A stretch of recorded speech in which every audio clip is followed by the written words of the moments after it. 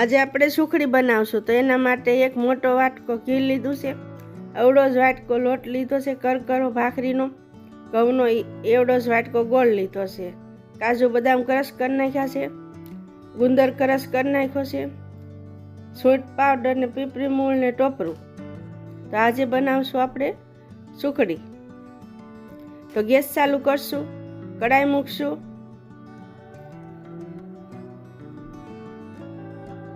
એમાં ઘી નાખવાનું છે,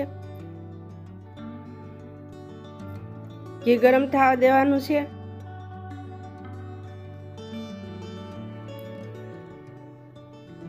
ઘી ગરમ થઈ ગયું છે તો એમાં લોટ નાખશું, એકદમ હલાવતા રહેવાનું છે. જાડું વાસણ હોય તો દાજે નહીં, લોટ સખત હલાવતું રહેવાનું છે. કલર બદલાય ત્યાં સુધી લોટનો આ રીતે હલાવતું રહેવાનું છે.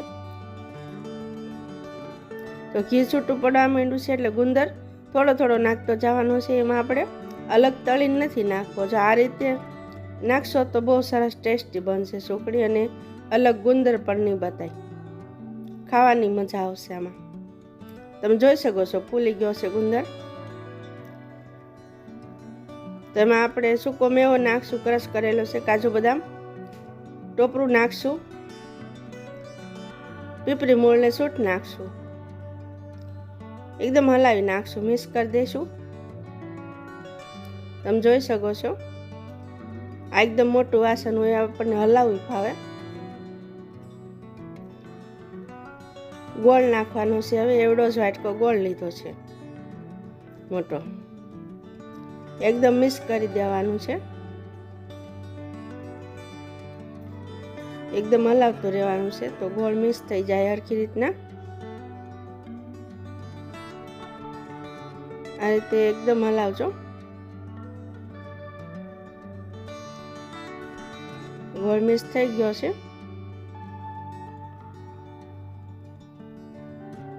તમે જોઈ શકો છો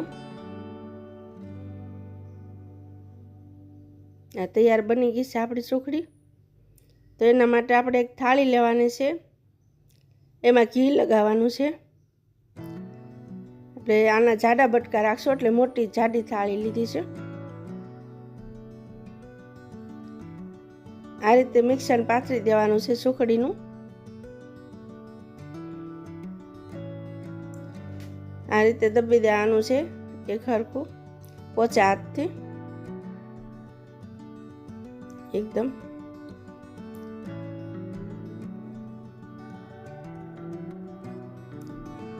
આ રીતે વાસણ ફેરવી દેવાનું છે. એક વાટકો લેવાનો અને આ રીતના દબી દેવાનું.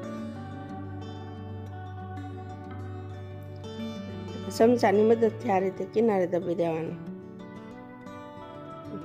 ઘી ઉપર આવી ગયું છે. તો તૈયાર છે આપણી ગુજરાતી સુખડી. થોડી વાર માટે ઠરવા દેવાની છે. આ સૂકો મેવો ઉપરથી નાખવાનો છે થોડો, પાછું આ રીતના દબી દેવાનું છે.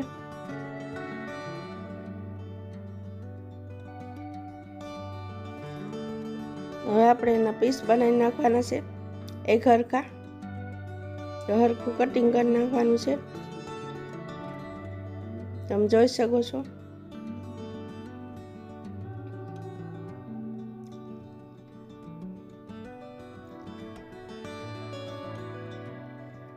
દસક મિનિટ ઠરવા દીધું છે, પછી પીસ કરું છું.